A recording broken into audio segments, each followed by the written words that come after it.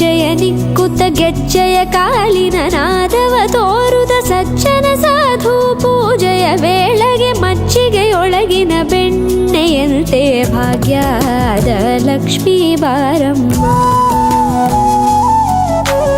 ಹೆಜ್ಜೆ ಮೇಲೊಂದೆಜ್ಜೆಯ ನಿಕ್ಕುತ್ತ ಗೆಜ್ಜೆಯ ಕಾಲಿನ ನಾದವ ತೋರುದ ಸಜ್ಜನ ಸಾಧು ಪೂಜೆಯ ವೇಳೆಗೆ ಮಜ್ಜಿಗೆಯೊಳಗಿನ ಬೆಣ್ಣೆಯಂತೆ ಭಾಗ್ಯದ ಲಕ್ಷ್ಮೀ ಬಾರಮ್ಮ.